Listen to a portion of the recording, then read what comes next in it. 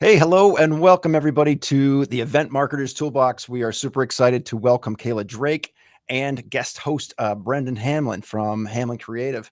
I'm Chris Dunn. I'm with Blue Hive Exhibits. We are a creative agency. We have a group here in the Boston area. We also are located out in Las Vegas. But enough about me. I'm going to kick it over to my co-host, Brendon. Hey, Brendon, how you doing? Hey, Chris, I'm doing great. Thanks for having me back. It's fun to sit in the co-host seat here with you. So I'm Brendon Hamlin. I run Hamlin Creative. We're primarily a video and photo production company that creates content within the live event space, but also creates content at within that space, like as it's happening. So what we like to say is we take those brand moments and turn them into brand momentum. So, Oh, and what's that? we are super happy to have Kayla Drake with us today. So welcome, Kayla. Thank you. Yeah, Brendon and Chris, it's great to be here. I'm Kayla Drake. It's nice to be live with both of you and enjoy this awesome conversation. A little bit about myself. I am currently the Director of Field Marketing and ABM at StackAdapt. Hello, my StackAdapt team. I have been in the field marketing, event marketing space for the past, 11, 12 plus years, and really specialized in helping to build out field marketing strategies and teams at various tech B2B startups. So I've been at some more notable companies like IBM, Autodesk, Udemy, and have had the privilege of building a really amazing community over the years too by connecting with other event marketers, field marketers, and just learning best practices along the way. So I just recently hit 10K followers on LinkedIn, which is crazy to think, but it really just comes back to sharing advice that I've received and passing along everything that I've learned, and of course also being an event marketing coach on the side as well, because I'm just kind of obsessed with field marketing. And you'll see that in this conversation today. So thanks for having me. Fantastic. Well, thanks for joining us. That's awesome. Congratulations on the 10K followers. I am one of those people. That's originally how I found out about Kayla, and then it's interesting how that works, right? You start following somebody, start really getting into their content. I didn't meet you firsthand, but we kind of crossed paths at Inbound last year in Boston, the HubSpot event. And yeah, really admired all the work you're doing. I know you're tied in with Club Ichi and Liz Latham, who was a guest previously. So a lot of good stuff. And we are definitely looking forward to the conversation. However, prior to doing that, we want to talk about our sponsors really quick, and then we're going to jump into a series of questions. So we have two sponsors. First of all, Blue Hive, which I had mentioned. Creative agency. We kind of feel like we're that right-sized group. We're bigger than a boutique. We're smaller than the big guys where you're just a number. We're about 100 people. We're super creative, and we bring a lot of, kind of outside the box thinking and really great customer service to the table. So if you're looking for a creative agency to help design, build booths, store, manage logistics, all that stuff, that's what we do. But also the group that's actually hosting or providing kind of this technology platform and so forth that helps us with the podcast is called Fist Bump. Now, Fist Bump originally was a company that I got involved with a couple of years ago. The initial concept was, hey, I need help with my LinkedIn. I'm not at 10,000 followers as Kayla is, struggling and kind of bumping along a little bit. And the more that I worked with this group, on my own brand and Blue Hive's, kind of creating that revenue through reputation. The closer we became, and then the podcast idea was kind of brought forth, was like, hey, Chris, this is a great next step.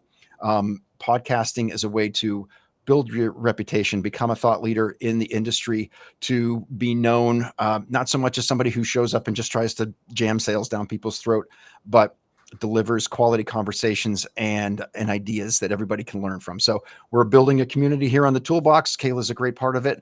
And enough about our sponsorship. I'm going to kick it back to Brendon, and you're going to start us off with some questions for Kayla. Awesome. Yeah. Well, Kayla, again, it's great to meet you, and thanks for being here with us today. I guess the best way to start off is really to sort of take that 10,000 foot approach and talk about that relationship between marketing and sales and that collaboration, and what is your philosophy or your point of view on how those two teams work best together when it comes to creating an effective and engaging event? Yeah, absolutely. In a funny way of putting it, the relationship between sales and marketing should very much be like a marriage, as in that's your number one partner. And I talk about this a lot on LinkedIn as well, that they're really your most important stakeholder. Because the truth is, everything that you're doing as, we'll say, as a field marketer, is you're setting the stage and doing everything you can to put your sales team in the literal field and do what they do best, which is to close business. So having a very close relationship with them, understanding their priorities, their goals, what accounts are they trying to go after, is going to help your events be successful, because you're just setting the stage for them to be able to execute just that. So it's incredibly crucial, and I talk about it quite a bit in a lot of my posts and content around what are you doing to have them involved from the beginning, not just at the event on site, but also even afterwards, and just taking in their advice, their feedback, and making sure that you feel like you're working with them cohesively, almost more than you would with even your own marketing team in a way. Yeah. So do you find that there are some, traps or bumps along the way, or areas that cause misalignment between those two teams that maybe you can see ahead of time and try to prevent? Yeah. So one of the common mistakes that I see, and I teach this with event marketers, is I'll say the difference between an event producer and an event marketer is you're thinking about what is your event going to do to close revenue or business. And one of the things we tend to do as event marketers is we get so focused on the details of the event, where we're thinking about, okay, we got to get the booth set up, I got to get the swag just right, I've got to get all these little details, and you're crushing it. Yeah. And the sales team knows you crush it, but then you don't think about the, okay, what's next action plan? Meaning, are you letting them know the blind attendee list, what it looks like before they go in, so they can pre-schedule those meetings in advance of going? Or when they're on site, do you schedule them booth duty time so they have breaks in between to go and take calls that they need to schedule? Or they have the chance to go walk the show floor and see what the competitors are up to? Or more importantly, what's your post-event game plan? And I emphasize this one so dramatically because a lot of times what we'll do, or at least I did in the beginning of my career, is I would say, okay, we're going to go to this trade show. We're going to scan all these leads. All right, we have a goal. We're going to scan 300 badges. Awesome. And then at the end of the event, we take those 300 leads and we upload it to Salesforce, and we go, okay, sales, all you. Yeah. Do your job. Yeah. I did my job. We had the booth there. I'm good. And you think that's when it ends, and you kind of compartmentalize. And the truth is that that's not the case at all. What are you doing with those leads? How are you pre-vetting them? How are you scoring them? How are you making sure to capture all the notes of the meetings that were hosted on the booth and carrying that into Salesforce for the team that wasn't on site, so that they continue the conversations and make sure it's a seamless process and they're following up accordingly, because the success of the event is purely dependent on how the sales executes.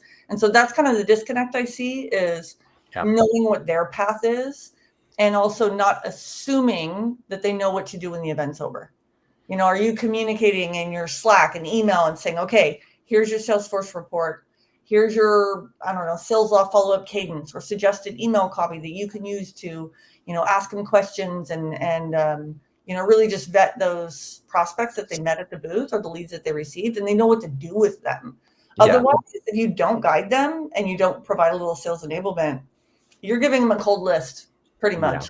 Yeah. So you're really doing some of that, helping them through that pre-work, that pre-production is what we would call it, to set them up for success afterwards. Are there any like examples maybe that maybe without names, everybody's anonymous here, but that you could talk about something that maybe started to go a little sideways and you had to correct it along the way? Yeah, gosh. Honestly, the first one that comes to mind is actually an event I did. It was a pretty large trade show that I managed back when I was at IBM. So this is, years ago now, getting close to 10 years ago now, dating myself a little bit. And it actually kind of set the stage for how I executed sponsored events after this. The short of it is that I did exactly what I just said as a bad example. We went to this conference. Because of our sponsorship, we received the full attendee list, and it was upwards of I want to say 300-400 leads. And when the show was over, I uploaded it into Salesforce, and then I handed it over to the team.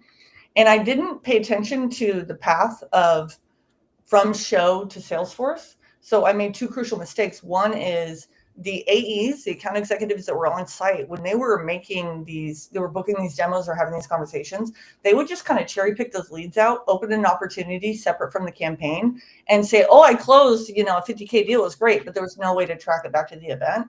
Mistake number one. But mistake number two was the rest of the leads we handed over to the SDR team. And because I didn't vet them, because I didn't at least filter to our ICP, so make sure they're the right titles, the right company, right industry, we just handed over 400 leads. And then a week later, I get on the weekly call with the SDR team and I go, hey, how did it go? And they go, oh, these leads are garbage. We stopped following up. I said, well, what do you mean? And they go, well, we've been calling and emailing and each of us have gotten through a list of at least 10 leads. So it was about 50 altogether. And they're like, and they're not the right person. They're in a country we can't sell to. They're just garbage. And what I realized what I did was that because I didn't properly vet and score them beforehand, they basically just went into this cold list.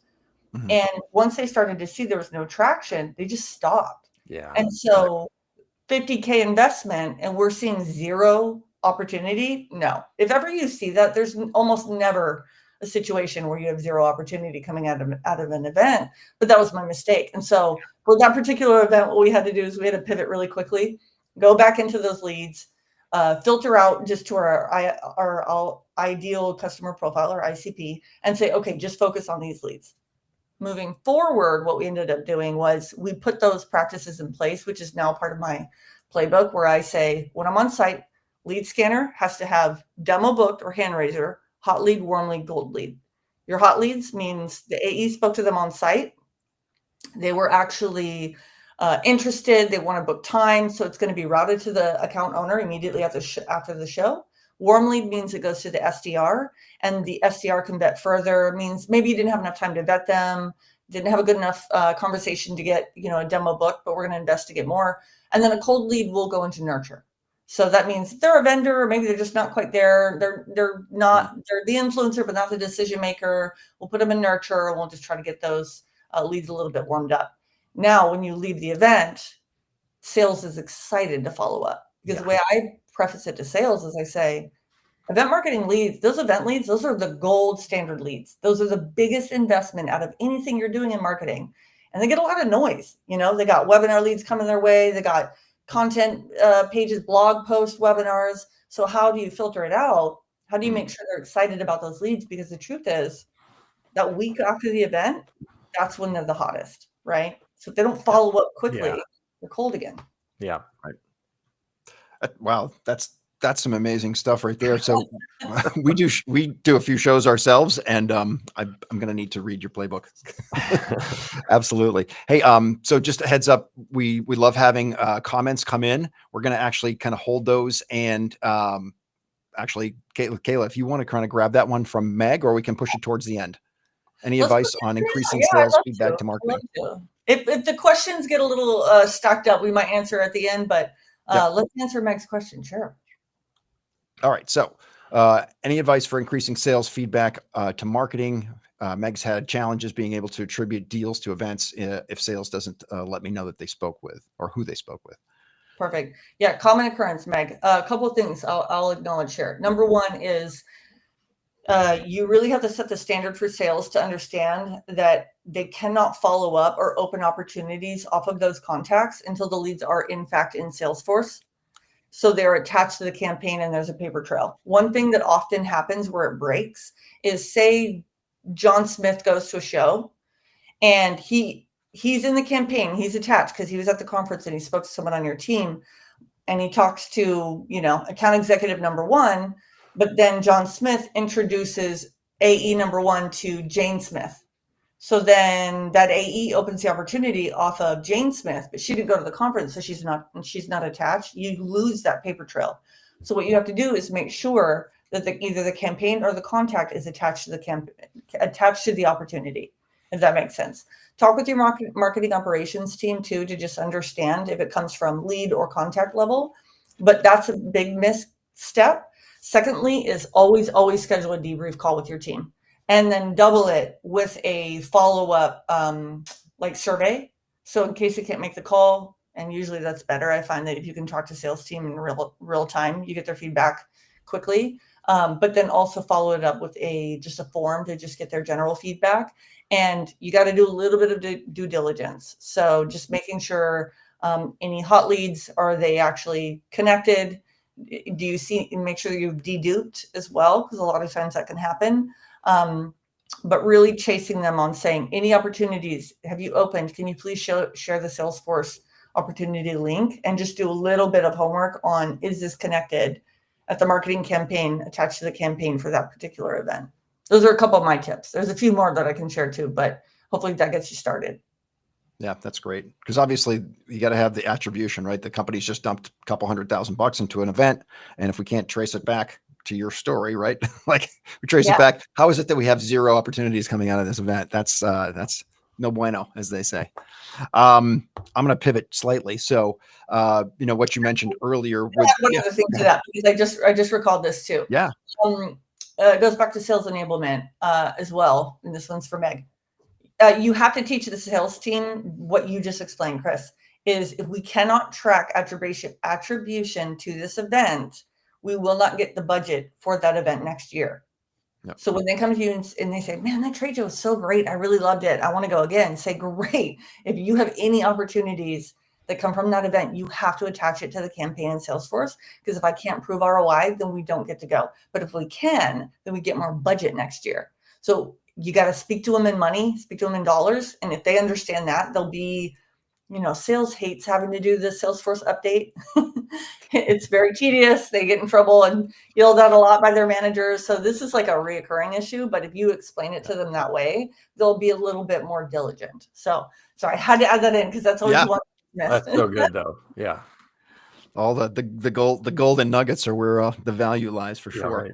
Right. All right. So Kayla, you mentioned your sales alignment playbook. It's not a physical book, as it were, but it's more of a philosophy. So let's talk, kind of take a step back from the event itself and talk about that pre-event collaboration. Like, what does that look like, and how do you like to kind of kick that off and start it?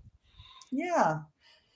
I think there's some of the basics that most field and event marketers are already aware of. So you want a good, clean event brief that has very high level information. You always want to schedule a know before you go call, at least the week before the event, to kind of walk them through everything that they should expect. For larger events, especially multi-day trade shows, or think of like those P1 hosted events. So if it's a user conference, etc., you actually want a kickoff call maybe as early as 4 weeks in advance of the event, or even 6 weeks in advance of the event. And then, an internal Slack channel, or, a place where you can have regular comms about that particular event. And the biggest thing is transparency, right? So number one, making sure you have the sales team up to date on all information they need to know about the event, not just like the logistics and the exhibitor hours, but who are the other exhibitors that are going to be at the show? Where are the competitors? Where are their booths in relation to ours? Providing them that blind attendee list to the show, or even if it's a hosted event, regular updates on the registration, so that they can be prepped and ready to go to that event.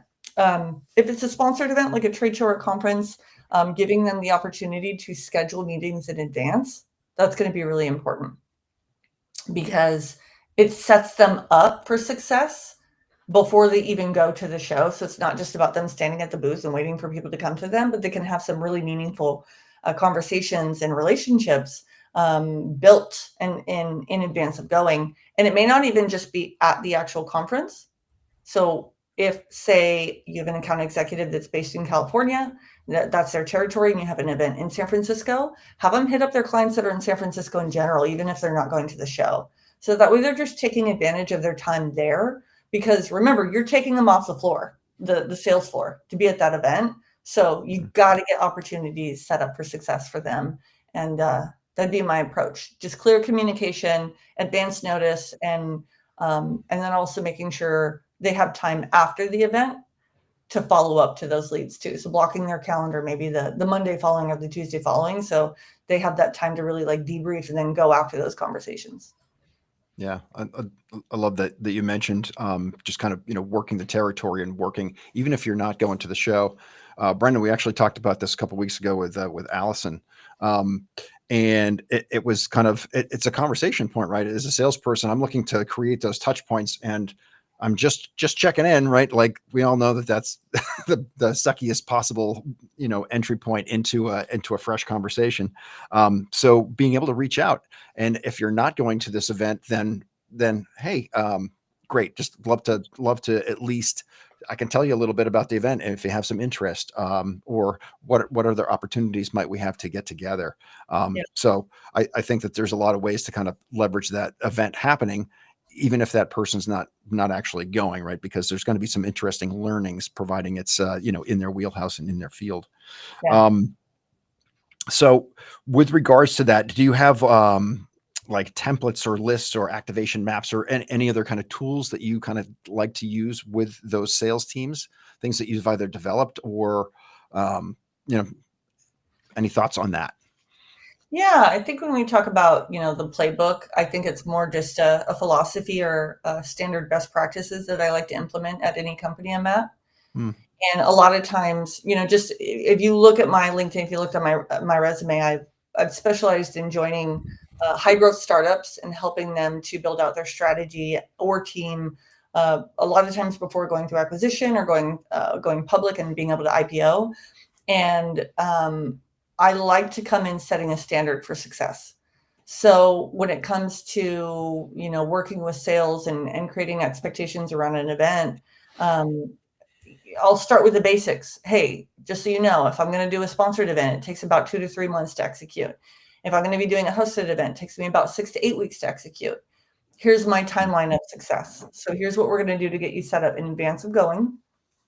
Here's everything that I'm going to own, and make sure you're set up to basically just show up and sell. That's what I always used to tell my sales team. I'm like, I just clear your schedule. I need you to be ready to show up and sell. And then post event, that's when the real work begins. It's going to be all the follow up to those conversations, because remember, this was just just you setting the stage for them having those initial conversations. And, going back to a trade show, for example, you can't give a proper demo on a trade show floor. You only have 5 minutes. Really. But what you're doing is getting them on the hook so that you can schedule that demo properly the week following the event, and now have one-on-one dedicated time with them. So you're just sort of vetting them out. You're getting as much information, qualifying them. And then now you're really going to follow up afterwards. And I think being able to have that sort of templatized process of how you execute, it also sets the standard for how sales will know how to work with you. So you can start to plan things well out in advance. You can get your schedule of events a quarter out, H1 out, 1 full year out, and they will have this very easy to follow schedule, and they'll know events are coming up, and then they can start mentally planning for it in advance as well. And that way you might have a little wiggle room for surprises to say, oh gosh, this big company, Google, is going to be in town. Could we put together a quick dinner for them? And you'll have a little bit of bandwidth to be able to pivot towards, supporting that, especially from an ABM standpoint. But this way they know what to expect with working with you, and then you can hold them accountable for what you need them to do to close those deals once the event's over. Yeah. Yeah. No, that's great. So listen, as a salesperson, I can see very easily why this strategy that you hold creates the alignment, because you're making it so easy for me as a salesperson. Just like you said, just show up and sell. Here's some opportunities. I'm totally going to team up softballs all day long. And that's great, right? Because as a salesperson, it's like the only resource we have that is irreplaceable is our time, right? So when we know that we're investing our time wisely, and you've kind of curated all these opportunities or potential opportunities, and at least, created some sticks that we can work between, that makes it easy for the sales team. So that's wonderful. Yeah, absolutely. We have another question from Erica here. I'm not sure. Do we want to try to handle this? Is your team focused only on events, or do you execute other types of campaigns? Yeah, good question. So Erica, currently right now, like I said, I'm at Stack Adapt. I'm the director of field marketing and ABM. So I do actually have a full-fledged event marketing team. Shout out to Emma and the team. She manages a team of 5. They do global events at large scale, just killer team. And quite frankly, I feel like I probably barely add value to them because they crush it. But naturally, we're going to be building out more of a field marketing motion, which is a little bit more when you think of the difference between event marketing, field marketing to ABM, think of it like event marketing is one to many, where you are often going to a lot of sponsored shows, larger scale user conferences. Field marketing tends to be more regionally based and focused. So you're going to be aligning typically with your enterprise team. It's more one to few. And you're going to map your team typically with the sales territories. So you might have a field marketing manager West Coast, field marketing manager East Coast, et cetera. And ABM, account-based marketing, that's when you actually get more focused on the individual strategic accounts. So to answer your question, Erica, yes, absolutely. I can give you a quick example because I know we're mostly talking about event marketing. But when you think of ABM, it's a multi-channel approach on how to get the attention of one particular account. And event marketing can be one of those channels. So say if you're going after an account, we'll say Google, and you're wanting to get the attention of, in this case, when you have a strategic account, there's a lot of times multiple decision makers involved. There might be a committee of people that will be involved in the decision of purchasing your product or service or your software, right? And you need to get them all to buy in. So how do you get all their attention? Well, an ABM campaign could be, for example, paid ads going towards each of those executives that would be reviewing your product, being able to promote your product directly to them. It could also be a mix of a social media campaign that's targeted towards them. It could then be a private dinner where you have just a high level executive dinner, a round table, and you're inviting everyone from that Google team to sit in a room and just be able to strategize and enjoy it over drinks and dinner and build a relationship. But it might be a play that goes over the course of several weeks and it uses all these different channels. An event is that final hook, right? And so that's how it all comes together. In previous roles, Udemy being a good example, we would go after a set list of target accounts. And anytime we had an event where we could cater a little bit more focused on those key accounts, we would. Either, okay, we're at this trade show, but we know 2 of those target accounts are going to be present. Can we do a wrapper event, a dinner event for them, and then do a customized gifting activation following up to say, had so much fun. Here's this awesome bottle of wine. I know you mentioned you love Cabernet from Napa. Wanted to send this as a thank you.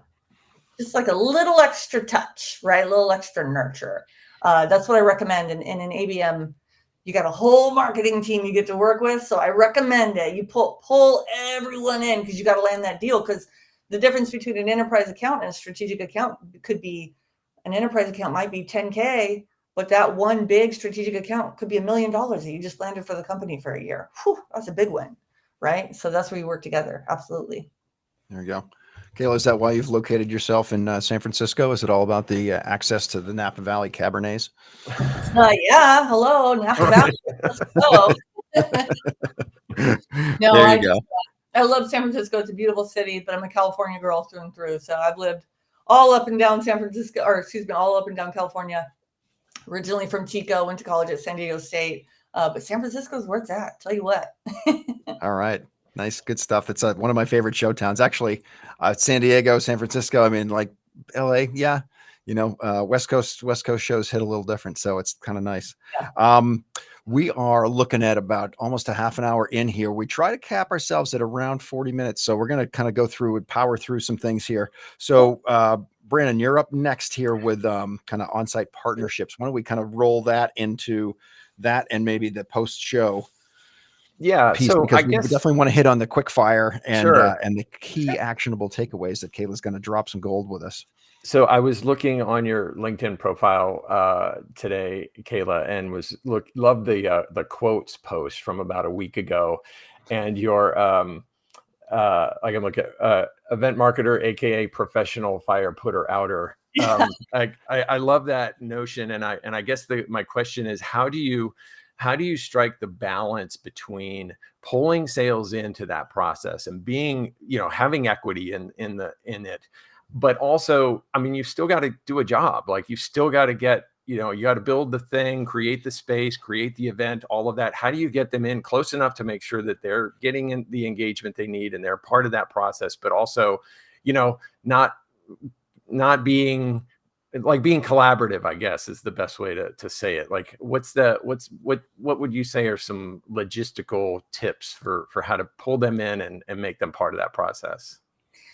Yeah, so I think the truth is probably everybody in event marketing and sales probably has some degree of ADHD, to be real.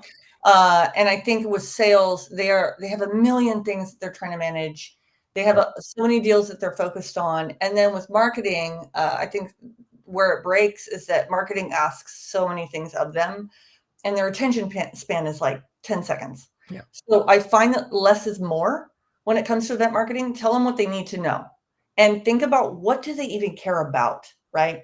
They don't care about the catered food. They don't care about what's on the menu. They care about, hey, show up at 9:00, wear a blazer, and you're going to be here for 30 minutes. Like that's what they care about. Also, 3 of your accounts are going to show up at 9:30. That's where this is the room you need to go to.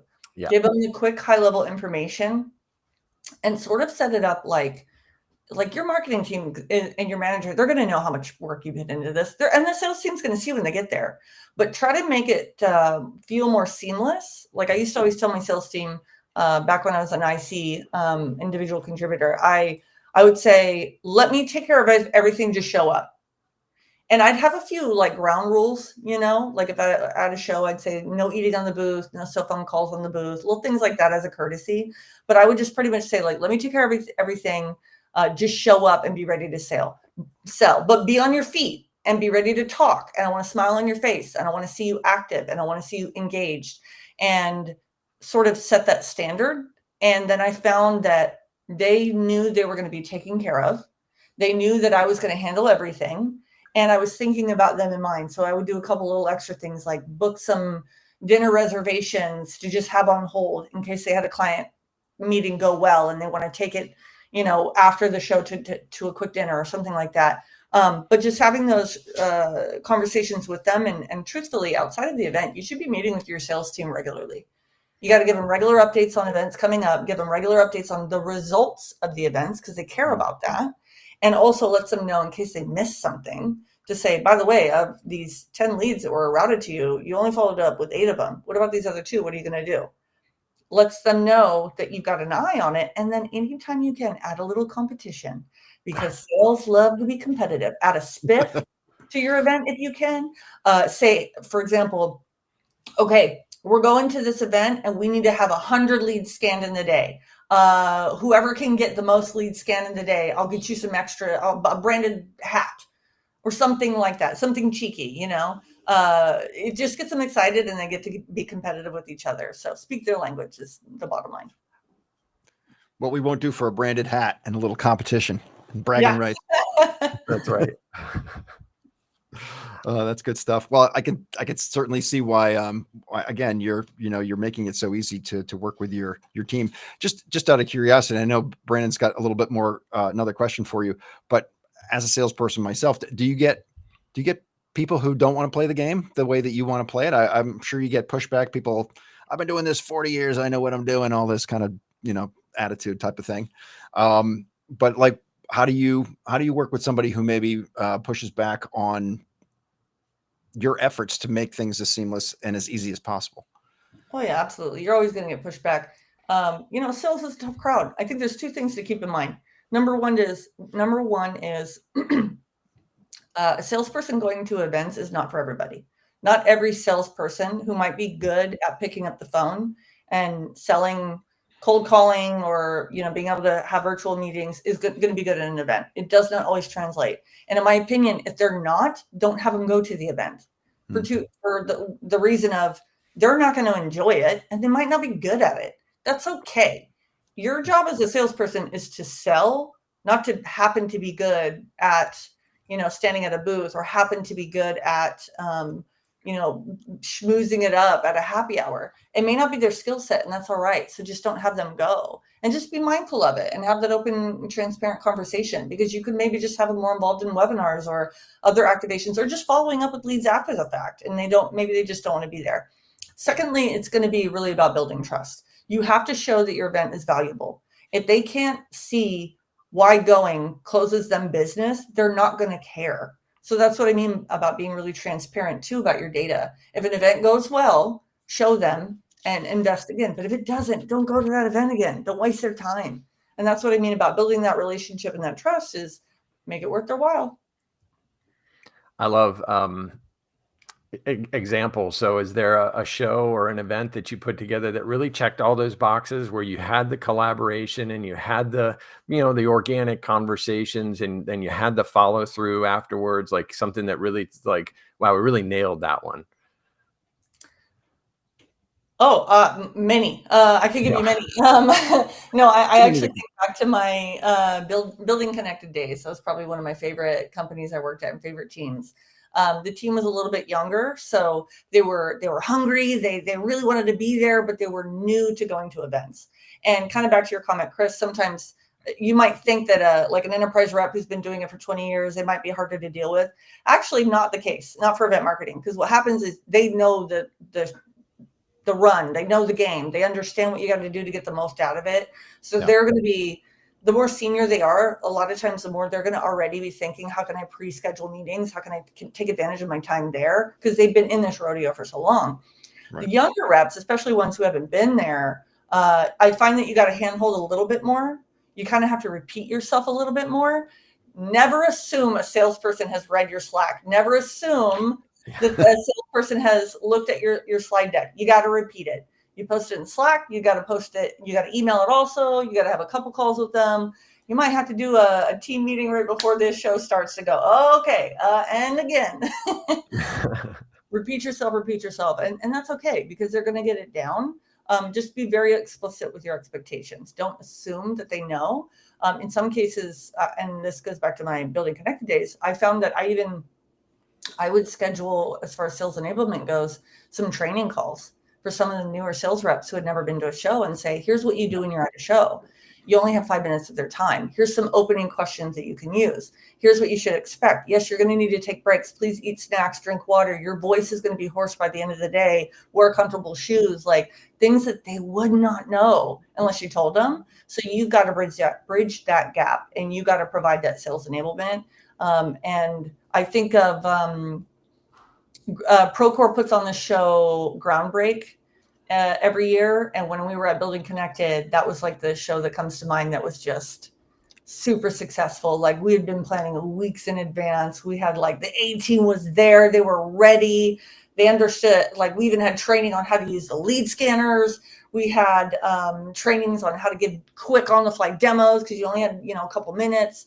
How to vet out and qualify a lead quickly, but scan them and go on to the next. And my favorite activation was, we had on the second day build your own Bloody Mary bar.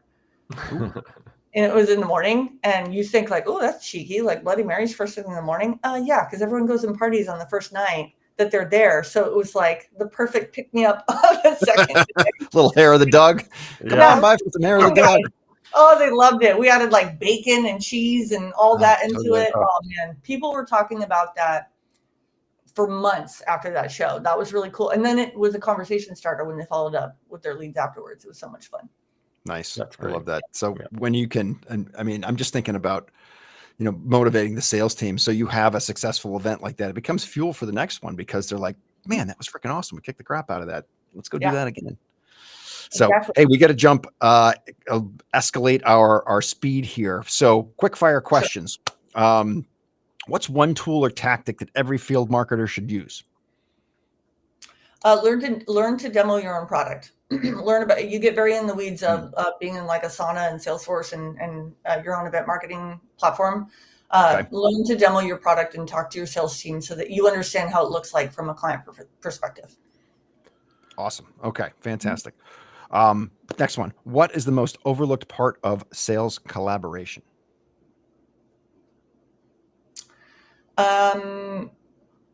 It just goes back to clear communication. Repeat yourself regularly, and just remember that your goal is to put on a good event. Their goal is to close deals. So what is your event doing to help them close business? That's what they care about more. You might have some pretty swag. You might have a beautiful run of show in Google Sheets. But at the end of the day, what did it do to help them hit their quota? That's what they care about. So just remember that. That's their end goal. Yeah, that's great. All right. This one, a little bit of a fun one. What's your go-to event snack or ritual? My ritual at the end of every successful event, knock on wood, I like to have a single glass of champagne. So I kind of cheers to myself to say I did it and I feel good about it. And then go-to snack is a vegan protein bar, because I find that you want something kind of light, but you have to have protein. It's very easy to forget to eat when you're on a show floor. That adrenaline kicks in and you forget, and then you're starving because you haven't had anything to eat in 8 hours. So yeah, vegan protein bars. That, and just, having some water in the booth, and just because, right, it's like being in an airplane. You're recycled air in the convention hall, and it's just like, you're like, oh, why am I so thirsty and I can't talk anymore? Yeah. All that stuff. Oh, and pro tip, bring a Sharpie and have your team write their names on their water bottles. I can't tell you how many times someone grabs a water bottle, sets it somewhere, and it's next to 5 others, and now you got to throw away a bunch. So Yeah, exactly. The small bottles too, get the 8 ounces. Yeah. Otherwise you end up throwing away dead soldiers all the time. Or reusable if you can. Yes. There you go. Even better. Even better. Right. Let's be sustainable. Yep. All right. So Brendon, we've got the closing and the takeaways. Why don't you take this on and wrap things up here? Put a nice bow on it with Miss Kayla. Yeah, happy to. So Kayla, what are 3 actionable takeaways for field marketers looking to up their game when it comes to partnering with sales? Yeah, number 1 would be just, again, understanding their end goal and what it is that they need to be able to close a deal. Get a little bit more familiar with the sales side of the process of when they receive a lead in Salesforce, what happens next? Do they convert the lead to a contact and then open the opportunity? What is that trail? So you can understand the paper trail back to your campaign and track that attribution. So learn their language, understand what their goals are, and you'll be able to help bridge that gap so that when you hand the leads over, you're not doing it blindly, but you're giving them clear, actionable steps to follow up and make that event successful. Number 2, I would say, repeat yourself. If you put it in Slack, put it in email, jump on a team call, also have a know before you go call, you're going to be annoyed because you're going to say, I already told them this. Yeah. Were they paying attention? Was their eyes glossed over and they weren't really listening? Say it again. Yeah. Repeat yourself. And then finally, the real work begins post-event. So make sure you have a very strong post-event game plan, because how they follow up with those leads will dictate the success of the event, because that week following is when they're hot. If you wait 2 weeks, they're cold again. So remember that. Post-event follow-up. Yeah, that's about it. That's great. That's great. This has been some awesome stuff. So Kayla, what is the best way for, after this, people are like, how do I get more Kayla Drake in my life? So what is the best way to reach out and contact you? Yeah, LinkedIn, number 1. Definitely follow me, connect with me. I love hearing tips and tricks and ideas. I'm also in a lot of the communities. So Goldcast has the Event Marketers Club. Please join. I am the San Francisco chapter lead. So we do have some San Francisco meetups, Bay Area meetups. Join us on the next one. And of course, I'm a big member and fan of Club Ichi. So if you're in event marketing, field marketing, you've got to be in Club Ichi, and paid is worth it. Please trust me on that. That's where you want to be. So let's start with LinkedIn. Shout out to Liz Lathan. She's right. She was an early guest on the show, and we love us some Liz. All right, well, this has been fantastic. We're going to go ahead and wrap it up. I want to do a little kind of like, hey, if you enjoyed this, share the show, spread it around, spread the word. Go ahead and subscribe. We can be seen not only here live every noontime on East Coast time. That is for Kayla. This is a early rise for you, but we're here every noontime Thursdays. This is episode number 23. We're having a blast. We're talking to all sorts of folks. That lucky number, right? And I'm just turning 23. Perfect. Yeah. Exactly. 27th birthday of my or anniversary of my 23rd birthday, or somewhere around there. But anyways, spread the word. We're building a community here of like-minded event folks who are just kind of, learning from each other, sharing, and we can be seen not only here on LinkedIn, but also on YouTube. And we're on all of the different, your favorite podcast channels. So subscribe, like, broadcast, and share the Toolbox with folks that you know and like in the event field. So thank you so much. Appreciate everybody coming and joining us live. And if you're catching us after during the taping, or I should say, after the episode is aired, we'd love to hear from you. So connect. And Kayla, thanks so much for your time. This has been fantastic. This was great. You both wonderful host, and thank you to the audience for tuning in and listening. I love doing this, so I hope I get to chat with you guys more, and hope everyone learns something. Absolutely. We'll definitely have to have you back. So, and Brendon, thanks for being my co-pilot today. I Hey, thank appreciate you. it. Thank you. You I have know, a full page of notes again. So another great guest, Fantastic. and I've learned a ton. Awesome. So thank you. I know Brendon and I will go and compare notes and be like, wow, we're getting all this great Right. free marketing information and event information that we need to actually employ now. Super good. Yep. All right, gang. Thanks so much. It's been a great one. Take care, everybody. Have a great rest of your day. Thank you. you.